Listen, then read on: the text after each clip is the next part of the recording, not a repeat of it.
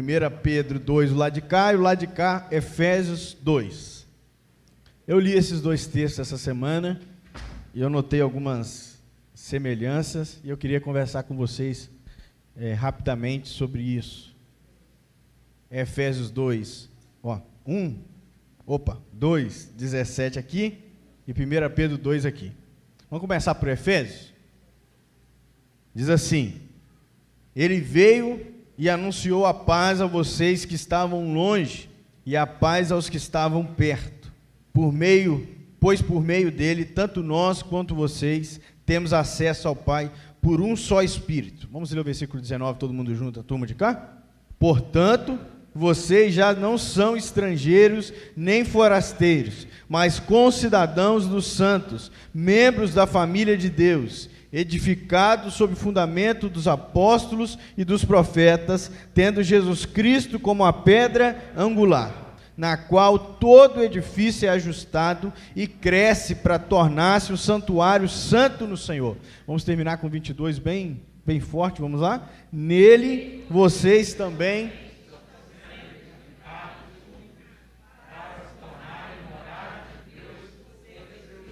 Amém, louvado seja Deus. Vamos ler agora 1 Pedro, capítulo 2. Isso mesmo, 1 Pedro, capítulo 2, a partir do versículo 4. O pessoal de cá vai ter que responder, viu, gente? À medida que se aproximam dele a pedra vida, rejeitada pelos homens, mas escolhida por Deus e preciosa para ele, vocês também estão sendo utilizados como as pedras vivas na edificação de uma casa espiritual, para serem sacerdócio santo, oferecendo sacrifícios espirituais aceitáveis a Deus por meio de Jesus Cristo. Vamos lá todo mundo junto, versículo 6. Pois assim é dito na Escritura: escolhida e preciosa, e aquele que nele confia jamais será envergonhado.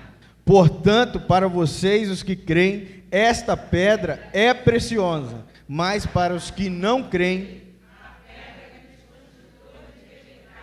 tornou-se a pedra angular, e pedra de tropeço e rocha que faz cair. Os que não creem,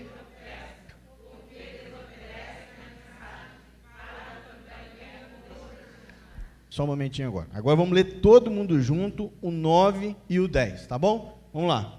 Vocês, porém, são geração eleita, nação santa, povo exclusivo de Deus, para anunciar as grandezas daquele que chamou das trevas para a sua glória. Antes vocês nem sequer eram povo, mas agora são povo de Deus. Não haviam recebido misericórdia, mas agora Amém, louvado seja Deus. Uma bagunça santa, porque ler a Bíblia faz sempre bem, amém? Meus irmãos, eu parei mais uma vez lendo o livro de 1 Pedro essa semana, e eu trombei, para falar a verdade, com esse texto de Efésios, que é um texto que parece que fala mais ou menos a mesma coisa, né? Ou melhor, se não fala a mesma coisa, fala a respeito daquele que é a pedra angular, e não só isso, que a pedra angular é Jesus, nós vamos ver, mas não só isso, fala também da gente, e não fala também só da gente, não, fala também daqueles que não creem em Deus, e fala também daquilo que é o resultado da cruz nas nossas vidas, e é isso que eu queria tentar conversar nessa noite com os irmãos. Nós estamos vivendo um tempo terrível a respeito de informação. Terrível, terrível. Às vezes, por exemplo, alguém fala alguma coisa, vou dar um exemplo aqui, a Rafaela fala comigo assim: pastor, você viu aquilo, porque ela viu em algum lugar, e eu acredito, conto para frente, daqui a pouco não é isso, porque também ela viu num lugar que também não era isso. Existem um monte de verdade. Nós estamos vivendo um tempo, e talvez já tenha até outro nome, mas o tempo da pós-verdade. Você não pode dizer que uma pedra é uma pedra, porque você não sabe se a pedra se sente pedra. Você não pode dizer se o cachorro é cachorro, porque você não sabe se o cachorro se sente cachorro. Nós estamos vivendo um tempo meio esquisito com as coisas. Um tempo onde a gente fala uma coisa, crendo que aquilo é verdade na nossa cabeça, aquilo é azul e chega uma outra pessoa e diz que é vermelho.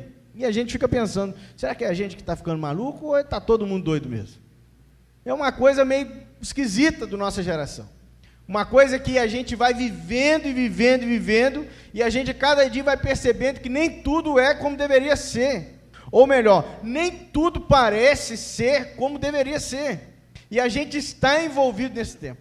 Envolvido num tempo onde a juventude está sendo bombardeada sobre diversos assuntos que diz respeito, às vezes, cunho político, às vezes, cunho religioso, aquilo que o diabo mais gosta de fazer, que é matar, roubar e destruir, contra as nossas crianças e os nossos jovens e adolescentes. Nós já vimos e nós já falamos sobre isso aqui, que os adolescentes e os jovens são a faixa etária mais ansiosa que nós temos. O número de suicídio, por exemplo, está mais alto entre os jovens. Não está entre os adultos que têm, às vezes, 1 milhão de boleto para pagar, a casa para cuidar. Não, está entre os adolescentes e os jovens. Porque existe um problema de identidade, de compreensão de identidade, de compreensão de quem Deus é, de compreensão de quem nós somos, de compreensão de quem aqueles que não creem em Cristo são e de compreensão daquilo que Cristo fez por nós. Gente, se a gente sair por aí, eu não estou exagerando, se a gente sair por aí e perguntar pelas pessoas no meio da rua assim, quem é Jesus Cristo? Nós vamos ter resposta, ó, Jesus é Deus. Vai ter esse tipo de resposta. Vai ter gente também que vai dizer que não sabe quem é Jesus. Porque, deixa eu te contar uma coisa, tem gente que nunca ouviu falar quem é Jesus. Eu já contei isso para vocês aqui, que naquelas ligações minhas lá com o pessoal do Oriente Médio, eu perguntei a pessoa se ela sabia quem era Jesus, ela ficou olhando para a minha cara com uma cara de paisagem danada. Não tinha ideia do que eu estava falando. Tem gente que não tem ideia de quem é Jesus Cristo. Quem é o apóstolo Paulo não tem ideia.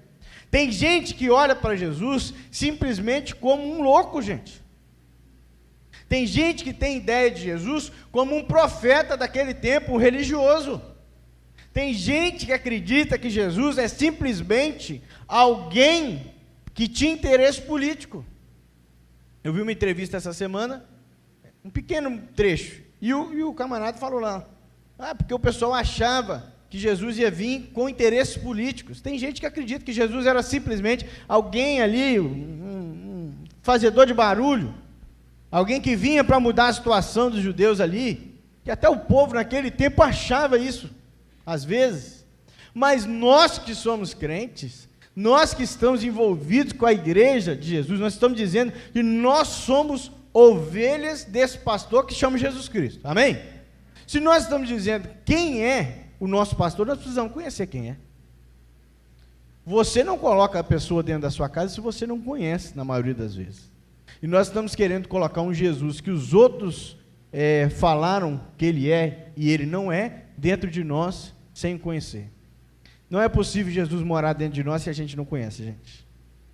Não é possível a gente ter Jesus no coração se a gente mesmo nunca teve relacionamento com ele. Não é possível viver de experiências dos outros, não é possível.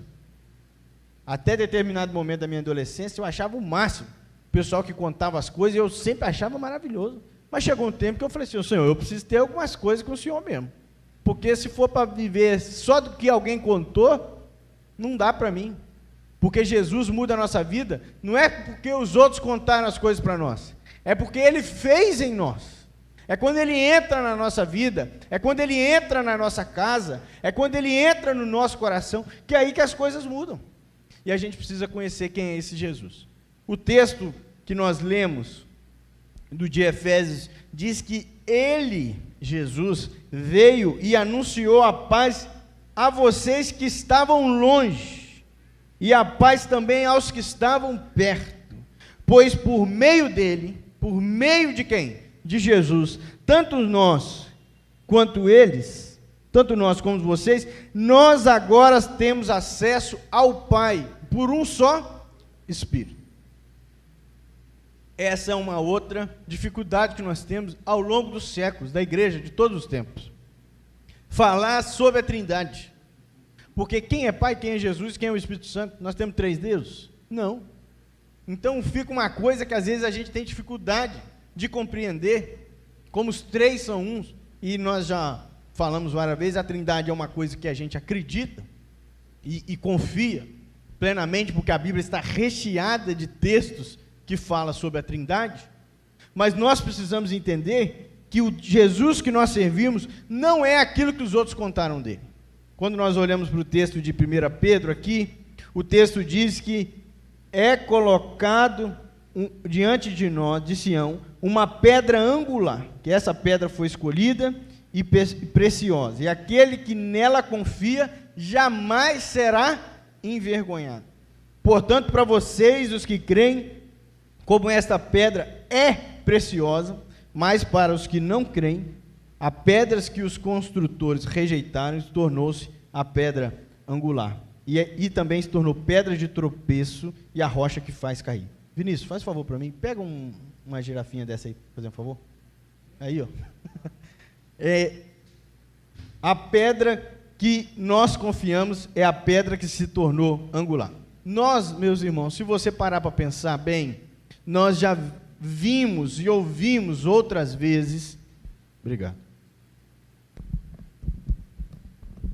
nós já vimos e ouvimos outras vezes a respeito dessa pedra que é angular no Antigo Testamento. Quando nós olhamos para o livro de Isaías, o livro de Isaías já tinha falado de uma pedra. O livro de Isaías já tinha falado dessa pedra angular outras vezes. Quando Pedro está usando esse vocabulário, isso não é uma novidade para aqueles que estão ali naquele contexto, porque eles já tinham ouvido. Eu não sei se você já viu essas pedras, que quando você entra na cidade, ela divide a cidade e é tipo um bem-vindo. Já viu? Tem um arco, às vezes em pedra, e que ela é um marco para a cidade. Lá em Mãe-Mirim tem um, mas eles terminaram de fazer não, eles só deixaram as duas colunas, e a parte de cima você entra direto e não tem mais nada. Ficou uns 6 anos assim, trocou de prefeito, depois que foi feito lá o bem-vindo a Mãe-Mirim, mas é uma coisa maravilhosa. Mas isso não vem a questão que é dessa pedra que está falando. A Bíblia vai dizer que Cristo é pedra viva, no versículo 4 que nós lemos. Primeiro que pedra, a gente sabe que pedra não tem o quê? Não tem vida. Mas se você parar para pensar, se você parar para olhar para a cruz, se você parar para pensar de quem Jesus é e o que ele representa, Jesus representa alguns paradoxos na nossa cabeça, não é verdade? Aquele que está morto, vive. Ele morre para viver. Para ele conseguir ganhar a nossa vida, nos regenerar do pecado, ele não precisa nos libertar com força, poder e glória. Ele precisa nos resgatar com sofrimento e dor da parte dele. E a partir da dor, isso se torna o quê? O poder e a glória. Quando nós olhamos para Jesus, nós vemos a Bíblia, de vez em quando, e várias vezes, chamando ele, que ele foi como ovelha muda ao matadouro. Mas nós também vemos a Bíblia chamando ele de leão da tribo de Judá, aquele que é poderoso, aquele que tem glória. Meus irmãos, se nós lermos o Apocalipse, nós vamos ver um Jesus que está em latão, está brilhando, está em cobre, é uma coisa completamente diferente.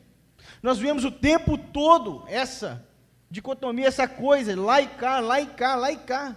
A gente vê Lázaro, e olha, o Lázaro morreu, não precisa, não, calma, ele não morreu não, ele está dormindo. Chega lá, está morto, e de repente ele faz o quê?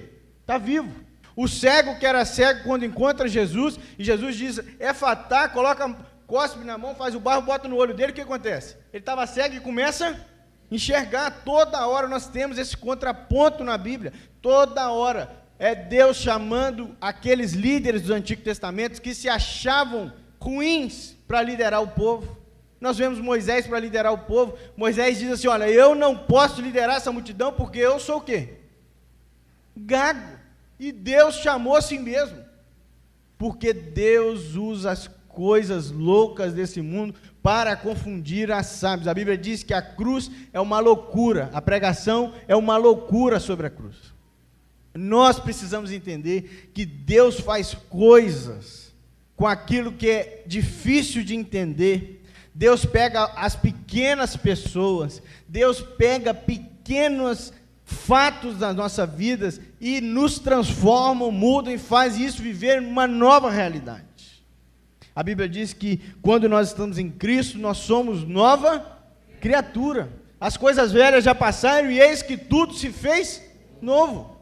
Cristo é essa pedra viva que tem capacidade de, mesmo quando a gente olha para a leitura do texto e fala assim, mas pedra não tem viva, mas Cristo é aquele que é colocado no firmamento e mesmo assim ele não está parado e sólido ali, ele está parado, sólido, firme, mas ele tem viva e está vivo eternamente. É isso que a Bíblia diz para nós.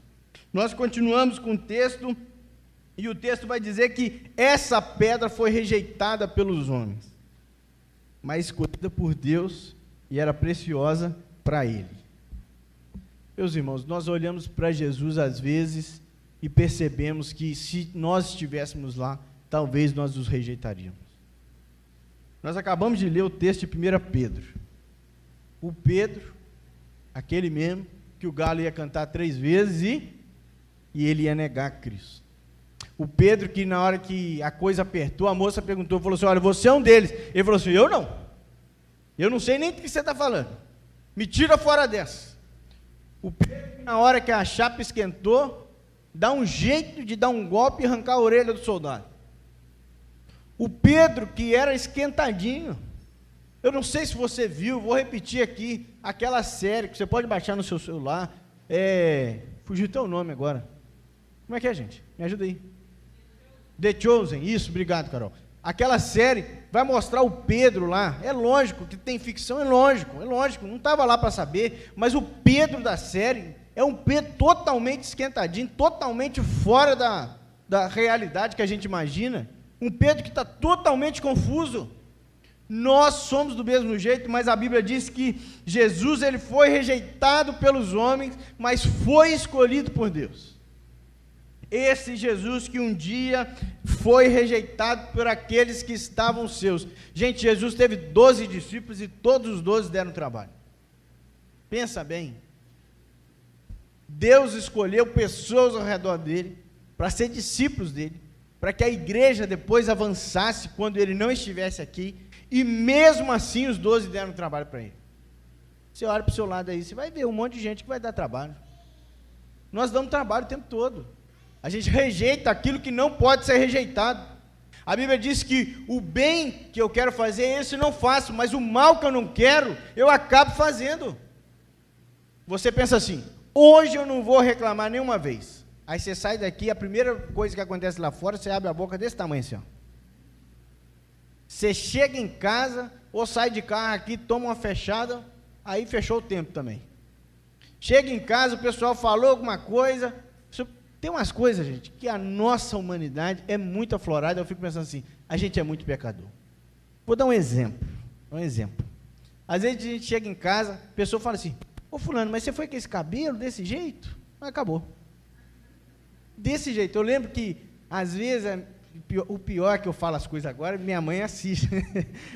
Minha mãe e minha irmã assistem. Eu lembro, a minha mãe fala assim, Isadora, você vai sair de casa com esse cabelo, vai passar um batom na boca, vai passar Acabou, Isadora saía, mas não dava um pio, mas e acabou o assunto. A gente se irrita muito facilmente, a gente prefere sempre o mais difícil, a gente prefere sempre aquilo que é conflituoso, e isso não é um problema da Isadora, não, que ela vai ver depois, isso é um problema nosso, isso é um problema nosso que a gente se estressa quando não deveria, é um problema nosso quando a gente perde paciência, quando a gente deveria ter mais amor, é um problema nosso quando a gente julga os outros, e a trave está dentro do nosso próprio olho, isso é um problema nosso quando nós escolhemos aquilo que é a pior parte, e deixamos Deus de fora. Mas o texto diz que este que foi rejeitado pelos homens, ele foi escolhido por Deus. E eu queria te lembrar, que nós nos rejeitamos uns aos outros, mas mesmo assim, com toda a nossa dificuldade, Deus escolheu a nossa vida. Nós vamos ler no final do texto, lá de Efésios, eu vou voltar lá, ou nós podemos ler aqui no texto de 1 Pedro, no último versículo que nós lemos, o 10. Deus é aquele que escolheu a minha vida e a sua vida, para que nós possamos fazer parte do corpo dele, para que nós possamos fazer parte da igreja dele, para que nós possamos fazer parte de uma missão de vida, para abençoar a vida dos outros. É muito legal, gente, quando na igreja local, tem gente que se dedicou uma vida por uma causa. Você já parou para pensar nisso? Aqui na igreja tem um monte de gente desse tipo. Eu vou até evitar falar, porque depois eu esqueço, mas a gente sabe, gente que está tantos anos trabalhando, gente que está tantos anos gastando tempo, energia, dinheiro do próprio bolso, para que vidas sejam abençoadas. Gente que às vezes chegou aqui de um jeito completamente diferente, se converteu, alinhou a vida, e a partir dali a coisa caminhou para sempre. Essa semana eu vi um pedacinho, ou foi semana passada, e eu também não terminei, de um filme que falava do Martin Luther King, mas eu fiquei pensando, é gente que deu a sua vida por causa de uma causa que ele acreditava ser espiritual. Um pastor batista que decidiu morrer, porque ele sabia que ele ia morrer, a qualquer momento, pelas coisas, pelo andar da carruagem, porque ele acreditava que Deus tinha o comissionado para uma causa. Ô gente, se vocês colocarem no YouTube depois, velório do Martin Luther King, tem ele pregando o velório dele mesmo. Que isso, pastor? Ele gravou um sermão, para quando ele morresse, botasse lá, eles botaram na caixa de som e todo mundo ficou ouvindo.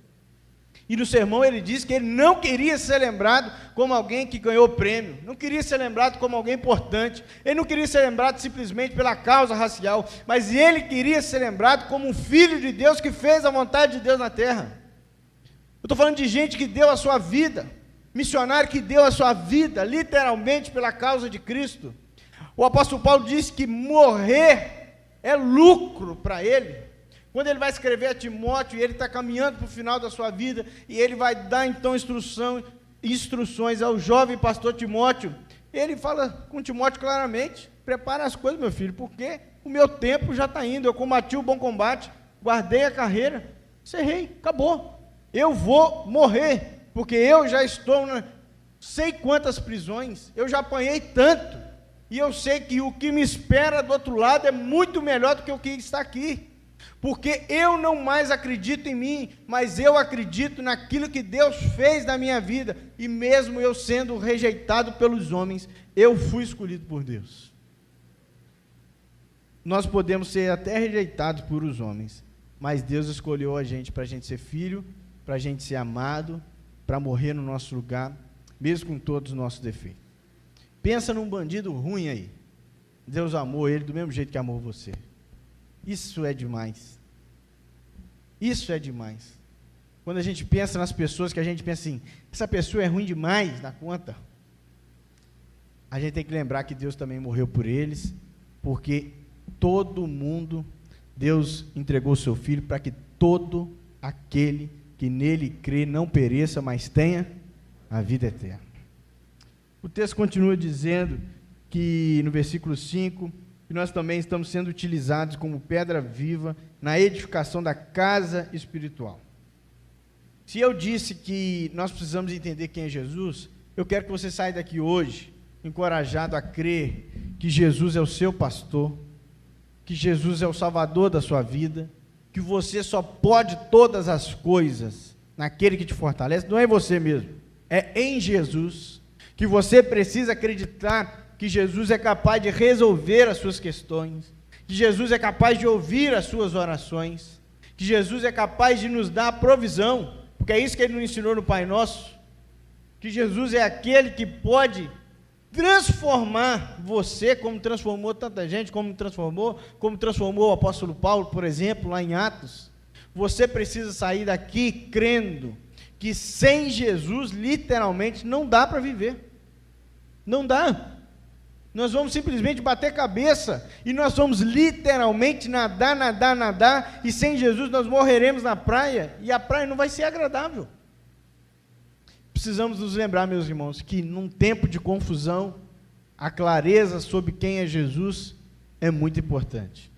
O texto também vai dizer, nós lemos aqui no versículo 5, e eu quero ler com você agora Efésios 2, que vai falar a partir do versículo 19, assim: portanto, vocês já não são estrangeiros, nem forasteiros. Até aí. Eu já disse algumas vezes, vou repetir, quando eu vim para cá, eu achava que eu estava vindo da Ásia para o Brasil. Uma coisa completamente diferente. Não entendia nada, não sabia nada, eu ainda sou meio perdido, mas eu era muito pior, porque parecia que eu era um estrangeiro aqui. Eu não entendi direito o que o pessoal falava, para ser sincero.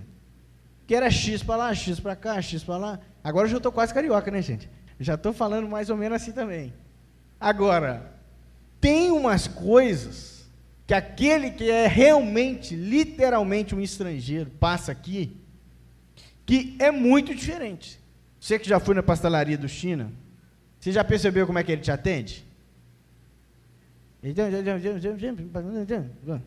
Aí você compra. Aí ele vira para trás e grita alguma coisa. Entre eles é muito diferente. E entre a gente eles são mais calmos. Vocês já viram isso? Parece que entre eles a chapa está esquentando lá. A gente não está entendendo nada, mas entre a gente a coisa é, um pastel, não sei o que, pronto. Agora quando vira para trás é gritaria total. É estrangeiro, dificuldade de língua. O estrangeiro tem dificuldade geográfica. O estrangeiro não sabe para onde está indo, para onde está voltando. Ele tem que usar o GPS, que graças a Deus existe hoje. Mas nós estamos falando de um tempo aqui que não tinha nada disso. Nós estamos falando de um tempo onde costume de roupa, de atributo, de coisas, era muito diferente, gente.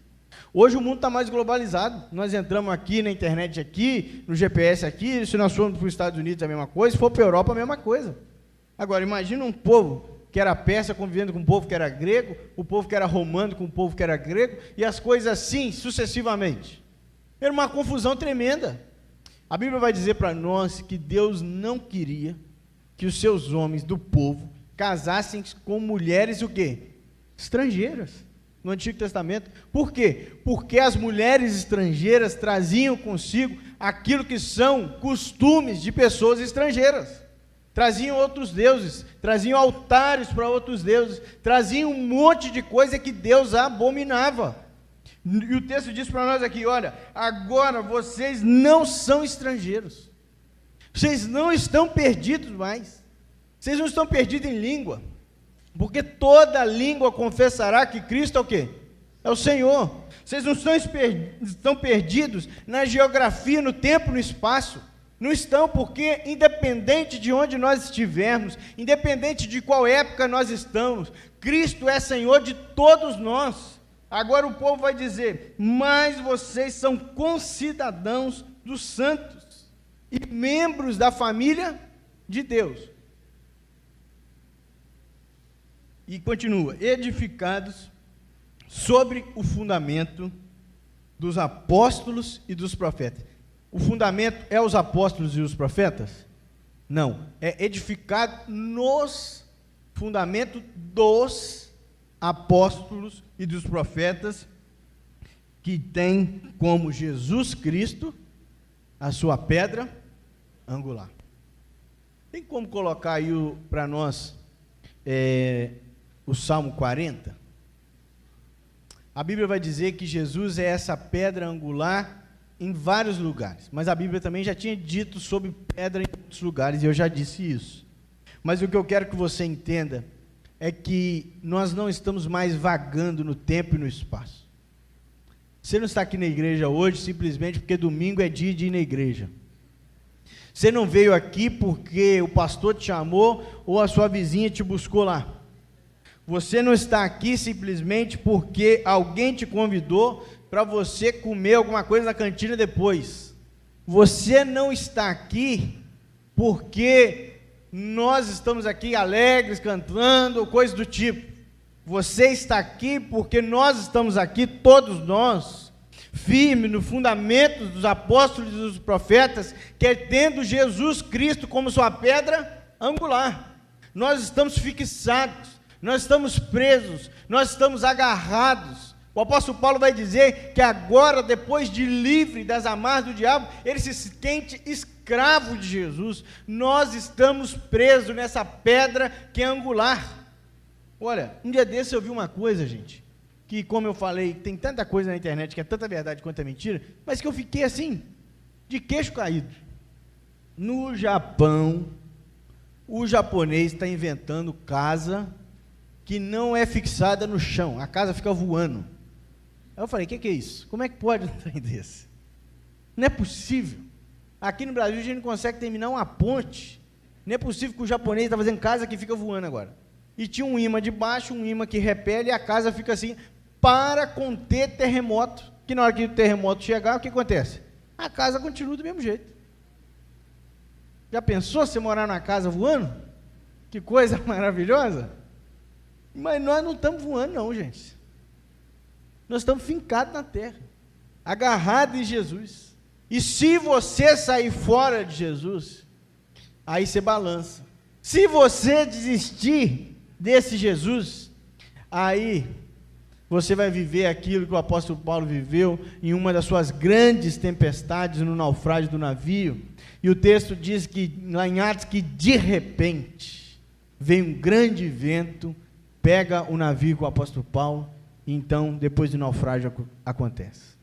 Meus irmãos, nós não podemos naufragar no mar das nossas vidas sem entender que Jesus é o único que pode nos fixar de verdade nessa vida.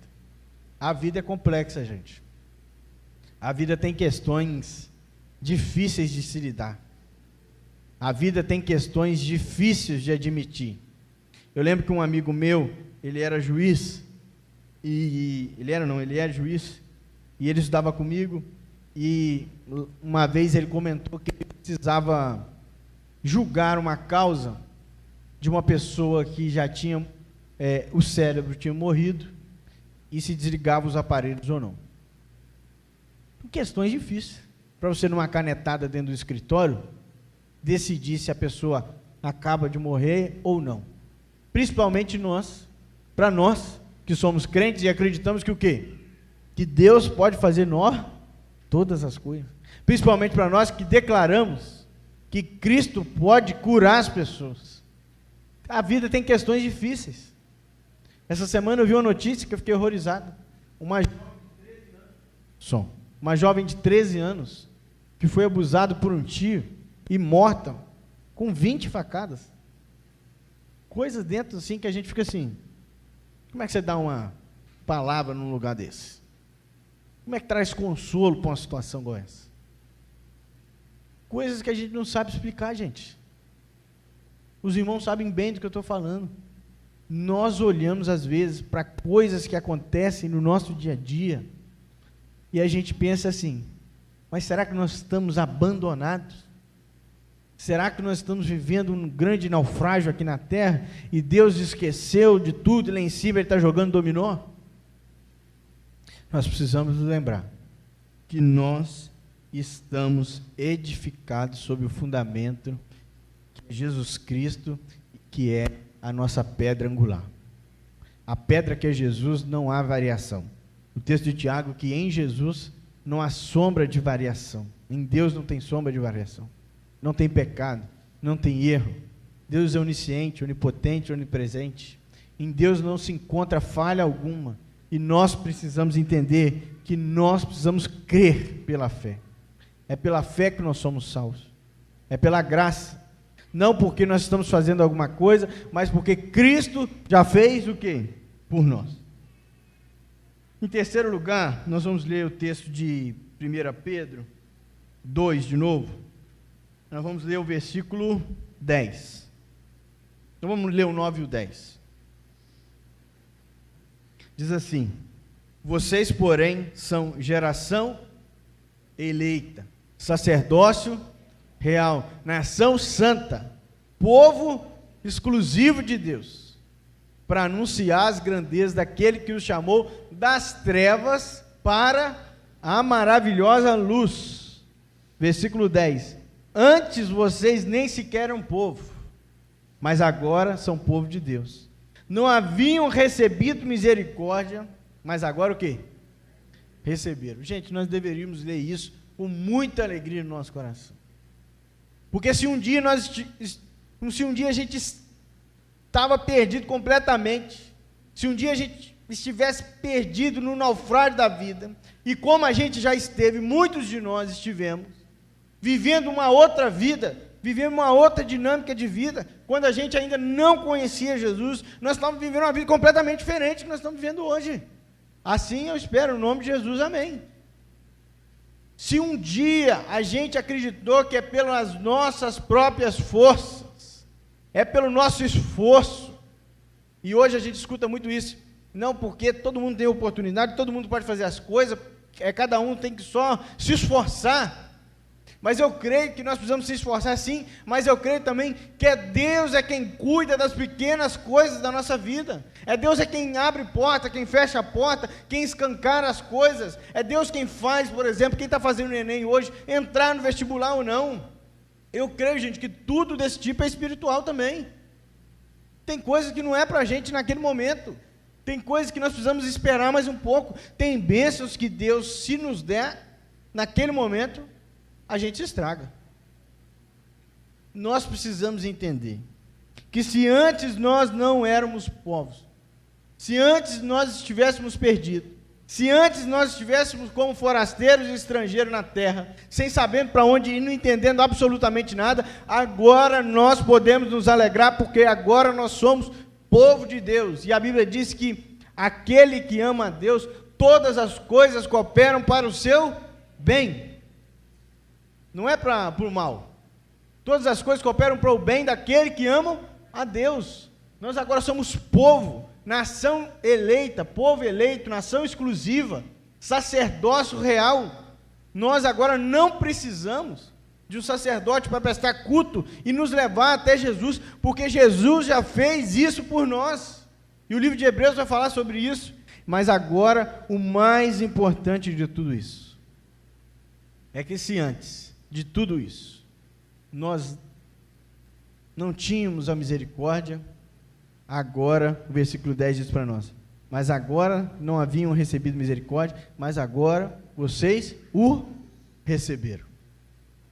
Essa é a boa nova do Evangelho. O Evangelho de Deus, o Evangelho de Jesus, é um Evangelho que nos dá uma nova vida por misericórdia. Então, se você está aqui hoje, pastor, estou cheio de pecado, eu também estou, levanta a mão, nós vamos orar todo mundo junto no final. Pastor, eu não sou merecedor, eu sou o primeiro. Pastor, eu sou o pior pecador da terra. O apóstolo Paulo já falou antes, mas nós estamos juntos nessa. Pastor, eu não sei o que eu vou fazer da minha vida, tem misericórdia para nós. Pastor, eu não sei se eu posso caminhar para frente ou para trás, tem misericórdia para nós. Pastor, eu não sei se eu vou passar no Enem ou não, tem misericórdia. Pastor, eu não sei se eu devo casar ou não, tem misericórdia. Pastor, eu não sei se eu vou para o céu ou não. Deus é aquele quem tem misericórdia, e Ele se lembrou do ladrão lá na cruz. O Jesus que os outros falam aí é muito diferente desse Jesus que nós estamos falando aqui da Bíblia, porque o Jesus da Bíblia, Ele ora para o ladrão da cruz que não fez nada. Quantas pessoas o ladrão da cruz pregou? Pegou até para um, que ele falou para o cara, ô irmão, dá uma segurada aí que você está. Mas quantos estudos ele fez? Quanto dízimo ele entregou? O que o ladrão da cruz fez para entrar no paraíso? Ele se arrependeu e recebeu misericórdia. Quando a gente entende que a gente é pecador e nós não temos nada em nós mesmos para nos salvar, e que só vamos nos salvar se nós entregarmos a nossa vida a Jesus, nós recebemos misericórdia. Porque o Jesus que eu creio e que eu espero estar lendo corretamente na Bíblia é um Jesus que Ele entrega tudo de si, ou melhor, Ele entrega a si próprio, por misericórdia àqueles que não tinham. Eu queria orar com você, queria que você ficasse de pé nesse momento.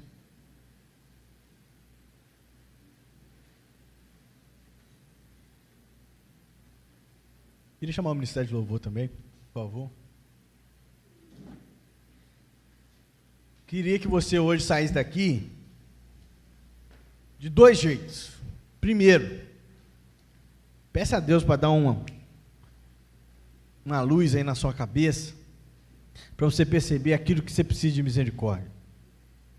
O que é para eu orar, pastor? Para Deus te dar uma atinada aí, não sei nem se existe essa palavra aqui, dá na minha língua, mãe miriense existe, atinada, para você ver aquilo que você precisa ter misericórdia na sua vida.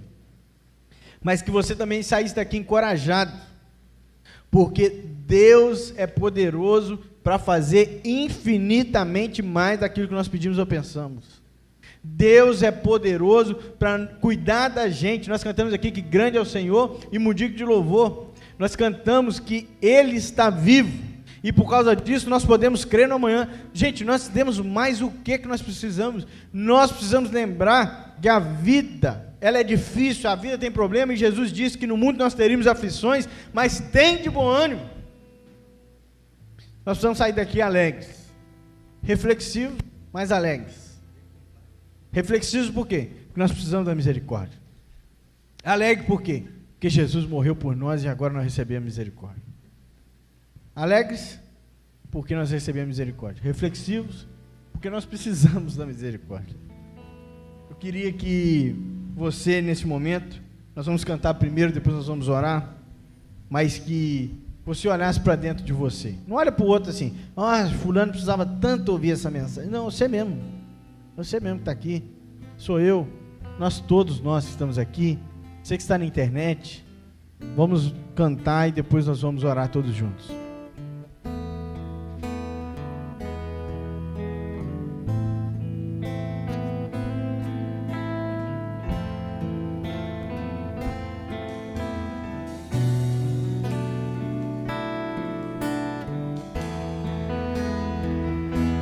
Bate no peito, meio sem jeito, teu coração, no teu silêncio, o tédio é imenso, só desilusão. Diga pra mim o que é que há. Conheço alguém que pode dar plena paz, solução, salvação.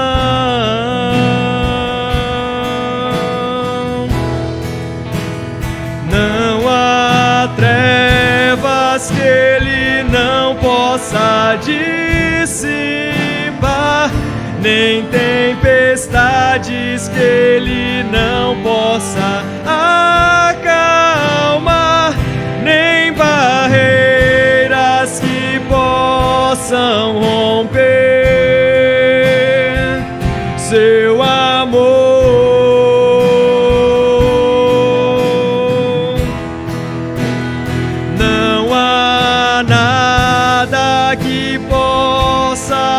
Essa luz apagar, outra verdade que liberte jamais haverá. Ele é tudo que falta em você. Ele é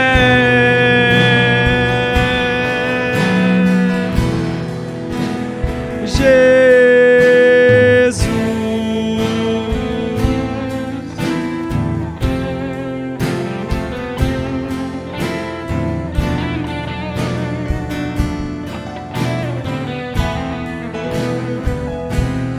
Bate no peito, meio sem jeito,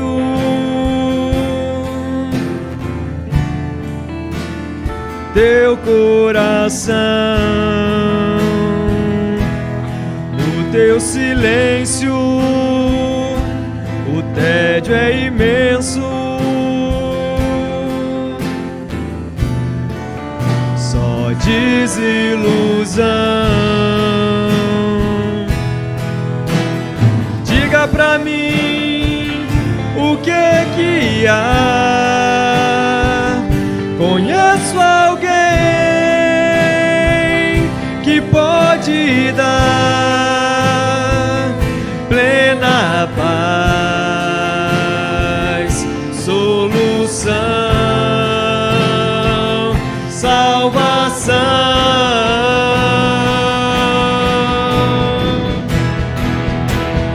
Não possa dissipar, nem tempestades que Ele não possa acalmar, nem barreiras que possam romper seu amor.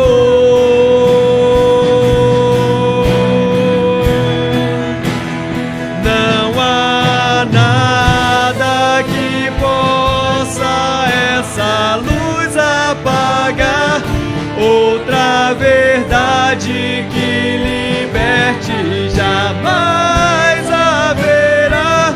Ele é tudo que falta em você. Ele é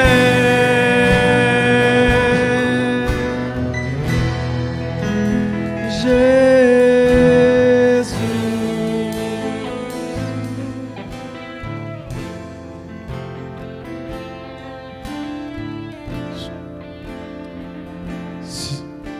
Se na sua vida as coisas estão atribuladas, confusão, o mar está nervoso, agitado, Jesus pode resolver. Se for problema de doença, Jesus pode resolver. Se você precisa que Deus entre em favor por causa de uma causa na justiça, Jesus pode resolver. Se você precisa de salvação da sua casa, Jesus pode resolver. Se você precisa de restauração do casamento, Jesus pode resolver. Se você precisa entregar o seu coração ao Senhor para sentir a necessidade de que Deus existe de verdade, Jesus pode resolver por você. Se você tem trevas na sua frente que não pode mais ver, é isso que nós cantamos aqui, Jesus pode tirar tudo da frente e resolver. Se tem cadeias demoníacas que te prendem, que te aprisionam, Jesus pode te libertar nessa noite. Eu queria orar com você. Eu não sei como é que você está aqui hoje, seu coração, não sei o que está passando na sua cabeça, o pessoal que está na internet, eu não sei. Eu sei que Jesus pode resolver tudo por nós. Não tem nada que Jesus não possa resolver. Ele pode todas as coisas. Ele criou todas as coisas. Ele fez todas as coisas. E Ele conhece você mais do que ninguém. Por isso eu queria orar com você. Nós estamos de cabeça baixa já, mas eu queria fazer uma pergunta, tanto aqui no templo, aqueles que estão pela internet. Se tem alguém aqui que ainda nunca tomou uma decisão pública com Jesus e quer fazer isso nessa noite, só faça um sinal com a sua mão para eu ver, para nós orarmos por você. Às vezes você nunca tomou uma decisão pública, falou: Senhor, eu preciso do Senhor. Eu nunca tomei essa decisão diante da igreja, dos homens, eu quero fazer isso nessa noite. Faça um sinal com a sua mão, só para eu ter uma noção e nós vamos orar juntos. Se você está pela internet e não sabe nem como é que chegou aqui no link do culto e quer fazer isso, você escreve aí nós vamos orar por você, nós vamos orar por todas as nossas causas, porque Deus pode resolver tudo por nós. Abaixe sua cabeça. Senhor, nós queremos te pedir que o Senhor tenha misericórdia de nós. Tenha misericórdia das nossas vidas. Nós lemos aqui que antes nós não tínhamos misericórdia antes de conhecer o Senhor, mas agora nós temos. Que o Senhor renove essa misericórdia todos os dias. Tenha misericórdia do nosso coração, que sempre escolhe o mal, Pai. Tenha misericórdia da nossa casa, da nossa vida. Salva a nossa vida, salva o nosso coração do pecado. Salva-nos de nós mesmos, das escolhas ruins. Salva-nos das decisões que nos afastarão de Ti. Nos livra disso tudo no nome de Jesus. Mas eu também quero te pedir, Pai, por aqueles que precisam ser libertos, aqueles que precisam ser sarados, aqueles que precisam ser restaurados pelo Senhor, que o Senhor derrame o Teu bálsamo nessa noite, Senhor. Que o Senhor derrame o Teu poder nessa noite, que o Senhor derrame a Tua graça, porque a Tua palavra diz que o Teu nome é poderoso, o Teu nome tem poder, e que no Teu nome nós poderíamos viver coisas grandiosas. Tem misericórdia de nós, Senhor, tem misericórdia daqueles que estão em casa, que nós possamos ter uma semana cheia da Tua paz e da Tua bênção, não porque nós estamos lutando, não porque nós estamos simplesmente guerreando, mas simplesmente porque o Senhor é o nosso pastor e nada vai nos faltar. Muito obrigado, Senhor, porque o Senhor é essa pedra angular que nós cremos. Nós estamos firmes no Senhor. O Senhor é essa pedra viva e em Ti nós cremos que podemos todas as coisas. Muito obrigado por essa noite, pela Tua palavra que foi lida, mas muito obrigado porque eu tenho certeza que o Senhor ainda fará coisas maravilhosas no nosso meio. É isso que eu te peço, te agradeço no nome de Jesus. Amém e amém.